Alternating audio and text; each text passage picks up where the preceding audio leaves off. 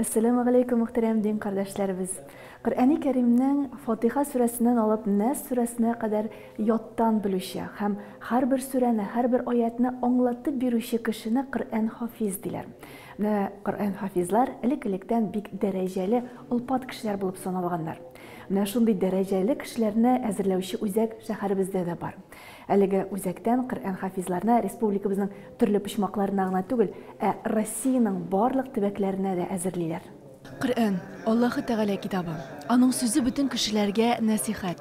Хак Тәгалә Коръән Кәримне кыямәт көненә хәтле сакларга вәгъдә биргән. Бу мөһим эш өчен Аллаһы Тәгалә кешеләрдән иң яхшыларын сайлый. Шуңа күрә Коръән хафиз үзенең иң күркәм сыйфатларны тупларга тиеш. Итәгатьлелек, яхшылык, яхшы мөгамәлә һәм дә сабырлык. Калын китапка сыердай мәгълүматлы, хәтердән кабатлый алу гаҗәеп күренеш. Коръән хафиз әнә шул мөгъҗизага ия. Пәйгамбәр саллаллаһу алейһи ва саллям шушы дәрәҗәне безгә күрсәтте. Пәйгамбәр саллаллаһу алейһи ва саллям бер хадисендә әйтте, Аллаһ Тәгаләнең якын кешеләре бар. Һәм сахабалар сәгъдә кемнән соң ул диләр? Пәйгамбәр саллаллаһу алейһи ва саллям әйтте, Аллаһ ан ахиллаһа. Кем Коръән белән яши, Коръәнне ятлый, ягъни Коръән хафизлар. Шуңа күрә инде безнең дин буенча да шулай, һәм гомумән мөселманнар Коръән хафизларга шундай хөрмәт белән карыйлар, ихтирам итәләр һәм яратып торалар. Бездә дә, безнең халыкта да, гәрәп илләренә барсак, Коръән хафиз белсәләр, бу бик зур кеше килде, бик ихтирамлы кеше, шуңа күрә кабул итәләр, матур итеп, ихтирам белән кабул итәләр.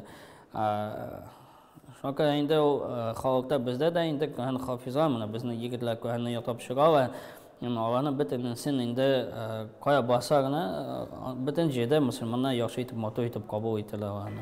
Коръәнне яттан белүчеләр, ягъни ятлап алучыларның ислам ядкәрләрен саклап калуда әһәмияте бик зур. Коръәннең үзгәрешсез сакланып килүендә хафизларның хезмәте зур. Коръәнне һәм хадисләрне яттан алу традициясе бүгенге көндә дә сакланып килә. Монда карасагыз, бу безнең ике класс шундай рәвештә эшләнгән егетләр Коръәнне укып, аны кабатлыйлар. Һәм инде кабатланган битләрне, кабатланган аятларны тапшыралар укытучыга, менә укытучы утыра. Һәм укытучы тикшерә, аны дәрес беләме, юкмы икәнлеген, һәм инде дәрес итеп укыймы, юкмы икәнлеген. Шуңа күрә шундай рәвештә дәресләр дәвам итә. Ишетәс тавыш белән шулай укыйлар. Күп кешесе бер-берсенә күмәш алмыймы, юкмы икән? Юк, әлбәттә, бер-берсенә берничек тә алар начарлык эшләмиләр. Алар чөнки шушы нәрсәгә бирелгән. Алар Коръәнгә карап укыйлар, бирелгән, үзләрен генә ишетәләр. Шуңа күрә бу инде гадәттәге шулай эшләнә, кая гына карамасагыз, бөтен җирдә Коръәнне ятлыйлар, шундай рәвештә Коръәнне укыйлар. Безнең шундай программа эшләнгән монда, алар Коръәнне генә түгел, истәмә дәресләрне дә өйрәнәләр. Тәҗвид кагыйдәләрен, гәрәп телен өйрәнәләр, фикъ, акыйда, әхлак дәресләрен өйрәнәләр, тәфсир дәресләрен. Шуңа күрә инде ул дәресләр шундай телефонларда уза, һәм инде анда язарга да туры килә. Шуңа күрә парталар белән дә без классны эшләдек, чөнки менә парталарда утырып, инде язарга уңайлырак. Ул икесе дә инде Коръән буенча алар Коръәнне ятлыйлар, телефонда. Һәм шулай инде кемгә дә уңайлырак мадрасада утырырга, кемгә дә уңайлырак партада утырырга, Коръәнне ятларга. Һәм төрле сәбәпләр буенча шулай инде авыр кешеләр дә була. Аларга партада утырып, уңайлырак Коръәнне ятларга. Шәһәребездә эшләп килүче Коръән хафизлар үзәге 20 ел эчендә бик күп Коръән хафизларны әзерләгән. Алар тарафыннан халыкара дәрәҗәдәге фестивальләр уздырылган. В 2009-2010 году уже наш центр был признан как представительством Всемирной организации в России. И я также был удостоен чести, стал представителем учредительского совета этой организации.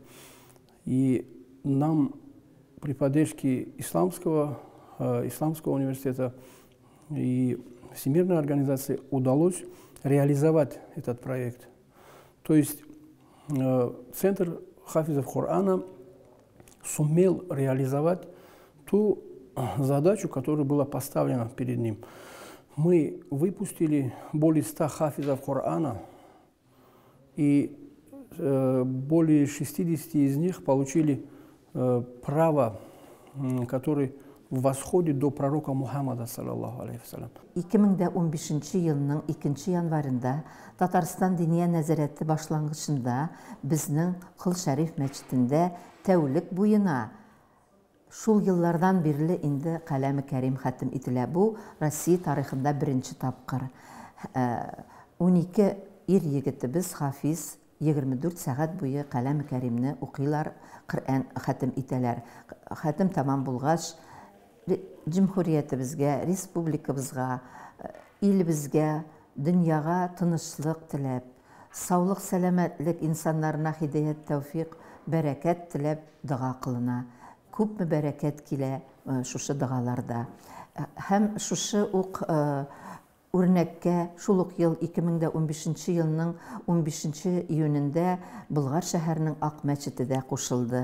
Aq məsciddə şulay yox Qur'an xatm etilə. Ol ertəngi 6-dan kişki 5-ə xətli anda 6 Qur'an hafiz Qur'an oquylar, Qur'anni xatm etələr.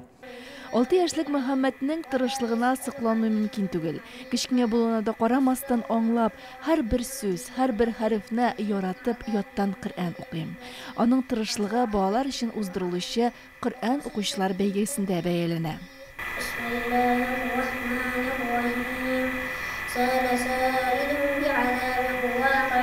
Бүгенге көндә үзәктә 40-ка якын шәкерт белем ала. Һәр ел сайын 20-гә якын Коръән хафиз булырга хыялланучыларны кабул итәләр. Илназ Хаҗиев 3нче курс шәкерте.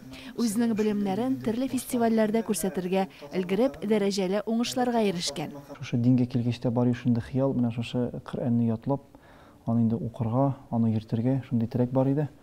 Ләкин моны үткәрергә беренче шара чыкмады, булмады. Шуннан соң инде менә шушы үзәк турында белеп, малайлардан сорашып, шушында менә килеп ләктем мин. Эшне ташлап, бөтен укуларны ташлап дигәндәй, бөтен әйберне ташлап, менә шушында Коръән ятларга ният иттем. Имам булыпмы, шушы Коръән белән Коръән укытучысы булып инде менә шушы җәмгыятькә файда китерергә һәм шулай ук үземә бер шушы Коръән укудан ләззәт алырга дип әйтик. Татар мәкамын әйттеләр, бу ди татар халкының 1000 еллык тарихы дип әйттеләр. Ялгышмасам, хәзер ялгышсам гафу итәрсез. Бу инде менә татар мәкаме, бу мәкам белән укыган вакытта син кешене алып кирип китәсең, татар вакытында ачлык вакытларына алып кирип китәсең, суыш вакытларына алып кирип китәсең, авыр вакытларны кешегә шушы атмосферага алып кирип, шунда алып чыгасың дигән сүз ул татар мәкаме. Шуңа күрә менә шушы мәкамны өйрәнеп инде, шушы мәкам белән ничек дип әйтик инде катнашып, әлбәттә беренче вакытта каушадым. Чөнки әле белмәдем дә, урын алып буламы юкмы, әле бит башладым гына. Ну, шулай да Аллаһның рәхмәте белән үземнең фамилиямне ишеткәч инде, менә икенче урында бик сөендем. Үзәккә авылда урта әләсендә яшәдем, дәресләргә йөридем, устазларга, хәзрәтләргә. И 11-нче сыйныфны тәмамладым да мөфтияттән направление белән ебәрделәр бу үзәккә, Коръән үзәгенә. Дәресләребез бик әйбәт уза, укытучыларыбыз аңлыйлар. Әлеге үзәктә белем алучылар арасында чит төбәкләрдән килүчеләр дә байтак. Biz qabul итәбез шундай аз белем дәрәҗәсе белән, ягъни 2 җүзне белергә тиеш. Ул Коръәндә 30 җүз бар, шулай бүленгән. Лектән һәм 2 җүзне белергә тиеш. Кергән вакытта һәм 3 елда аны ятып бетә, 4нче елда инде аны кабатлап иҗазага бирә. Яни шейхларга Коръәнне яхшы итеп белә, ул аларга тапшыра һәм инде аларга иҗаза бирә, ул Коръәнне белә икәнлеген. Елена милләте буенча урыс кызы булса да ислам динен кабул иткән. Коръәнне яттан өйрәнү хыялы тормышка ашырганнан соң үзе дә балалар укытуга алына. С малого возраста, пока память в самом соку, в самом цвету, хочется максимально вложить в ребенка благого и полезного. Вот, поэтому в этом смысле мы никогда не отказываем, даже с такими маленькими, когда у него буковки уже встают, когда ребенок начинает уже разговаривать, можно его тихонечко подключать к этому процессу. Мен Кур'анны булай кичкенә яшемнән бирле өйрәнә башладым инде.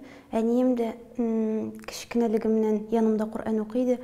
Кур'анны ишетеп үстем. Шуның өчен миңа җиңел булды ятларга да аны.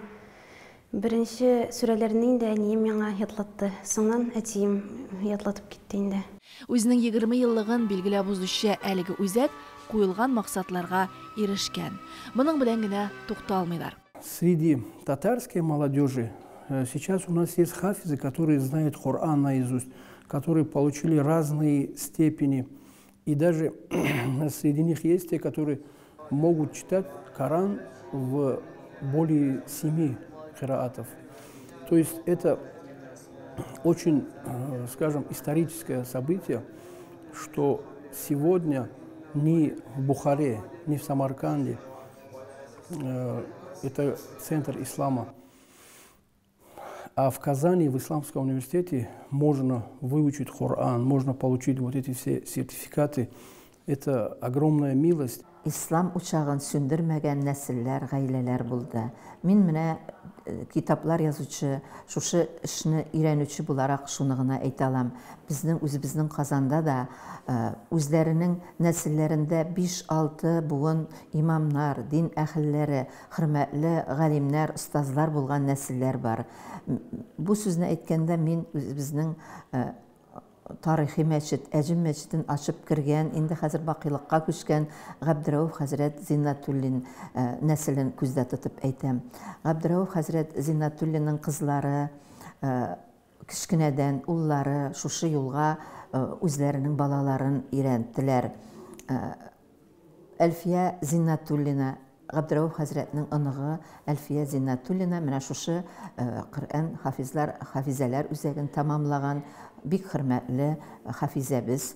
Ул бүгенге көндә биредә укыта һәм дә Бишбалта мәчетендә Коръән ятларга килүче балаларга зур гыйлем өйрәтә. Татарстаныбызда, Россиядә булган Коръән белән бәйле бөтен төрле чараларда, бик күп кенә конкурсларда ул жюридә рәислек итә, оештырып йөри, үзенең хезмәтен күрсәтә. Бер хадистә Аллаһы Раббыз әгәр дә кеше миңа бер уч төбе кадәр якынайса, мин аның бер кул кадәр якынаермын. Әгәр дә миңа атлап килсә, мин аңа йөгереп килермен дигән. Шуңа күрә гыйбадәтләр, тәүбәләр, дугалар кылып, Коръәнне укып, тыелганнардан тыелып, кушканнарын үтәп яшик.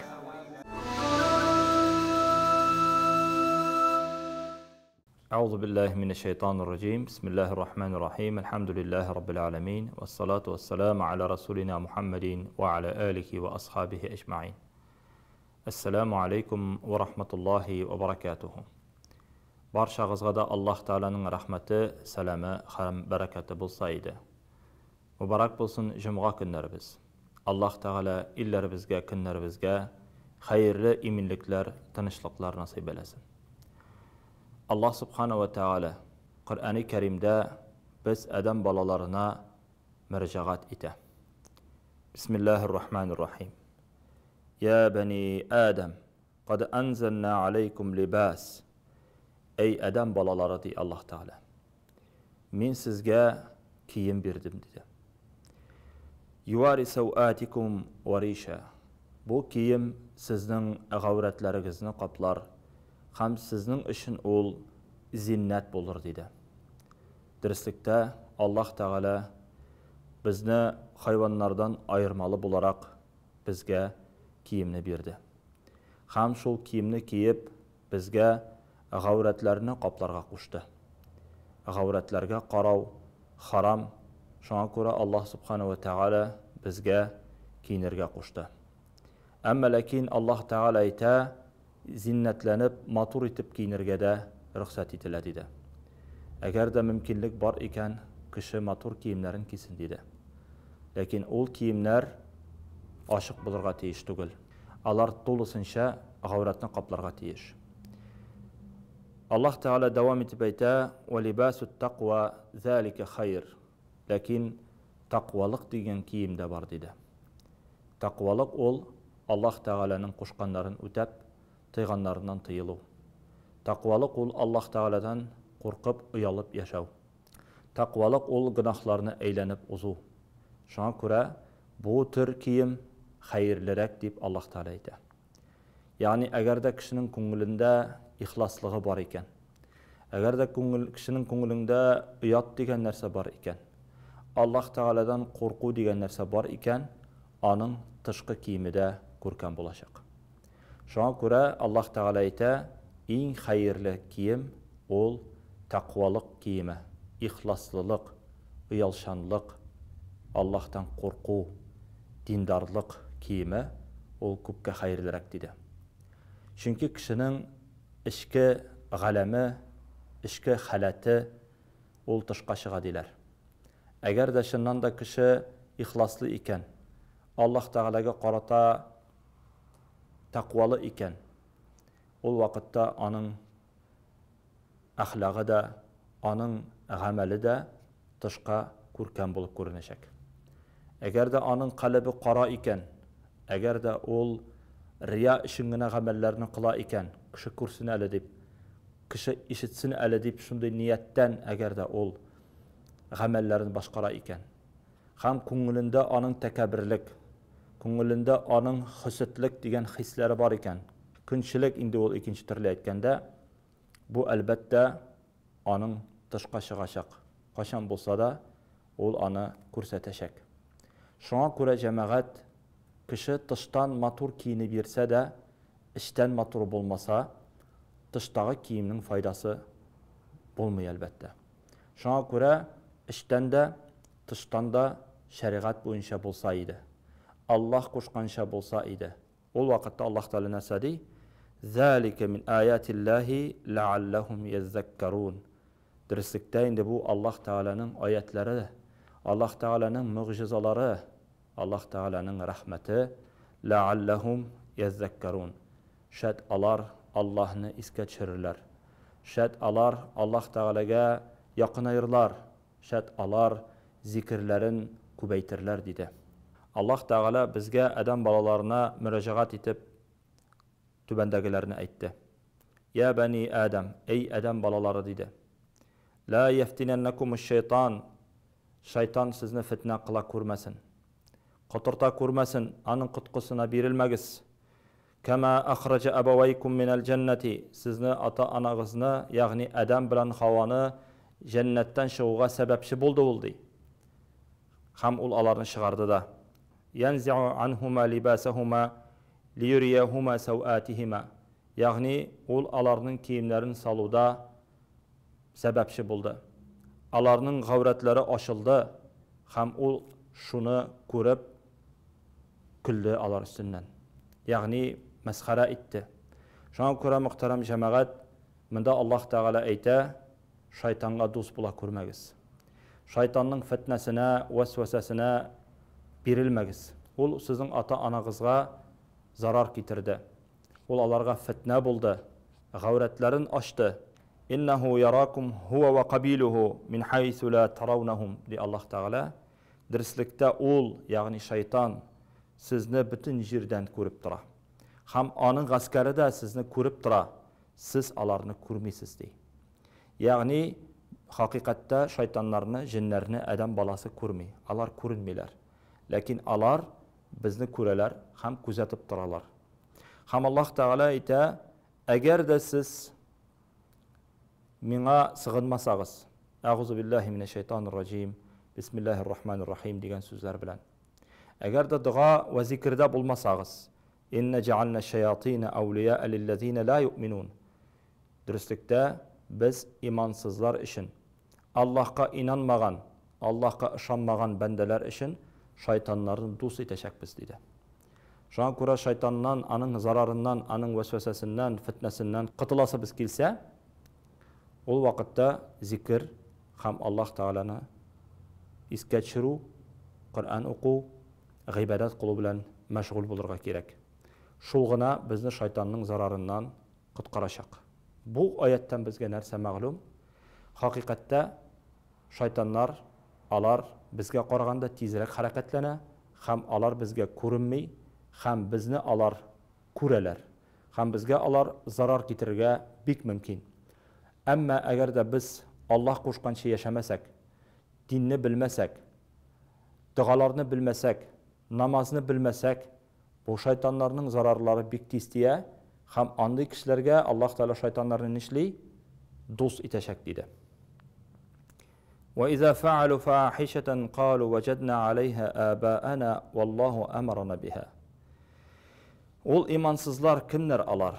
Әгәр дә алар бер фахиш яки нашар гамәл кыла башласалар, алар әйтәләр, имештер аларның аталары, бабалары шулай эшләгән дип. Һәм Аллаһ Тәгалә безгә шулай әмер иткән дип әйтерләр. Ләкин Аллаһ Тәгалә әйтә, әйт син аларга, Аллаһ Тәгалә фахишлеккә, нашарлыкка бер кайшанда өндәми һәм әмер итми. Атaquluna алаллаһи ма ла та'ламун. Ник сез әйтәсез Аллаһ хакында белмәгән әйберләрне дип Аллаһ Тәгалә әйтә. Менә шушы имансыз бәндәләр алар һәр вакытта да акланырга тырышалар. Төрле сәбәпләр табып, Аллаһ Тәгаләнең кушканнарын үтәмәс өчен. Менә монда да алар әйтәләр, имештер алар бабаларыннан тапканнар, имештер Аллаһ Тәгалә кайчандыр шулай дип әйткән. Ләкин Аллаһ Тәгалә андый әмер бирмәгән. Дөреслектә Аллаһ Тәгалә нашарлыкка һәм фахиш гамәлләргә әмер итми, өндәми. Аллаһ Тәгалә дәвам итеп әйтә: "Кул амара рабби бил киста." Әйт син аларга. Дөреслектә Аллаһ Тәгалә гадиллеккә өнди диде. "Ва aqimu wujuhakum 'inda kulli masjid." Һәр сәҗдә кылганда Аллаһ Тәгаләгә юнәлегез. Һәр сәҗдә кылганда кыйблага юнәлегез дип Аллаһ Тәгалә буйыра. "Вад'уһу мухлисина лаһуд-дин." Аллаһ Тәгаләгә дуа кылганда ихласлы булыгыз. "Кама бадa'kum ta'udun." Ничек итеп Аллаһ Тәгалә сезне бар итте, шулай итеп сез Аллаһ Тәгаләгә кайтачаксыз диде. Без Аллаһ Тәгалә каршына барыбыз да кайтачакбыз. Һәм кылган гамәлләребез өчен җавап бирәчәкбез. Фариqan hada ва фариqan haqqa alayhim ad-dalala. Кайберләрегезне Аллаһ Тәгалә дөрес юлга күндерде. Кайберләренә залалат, ягъни адашу хак булды.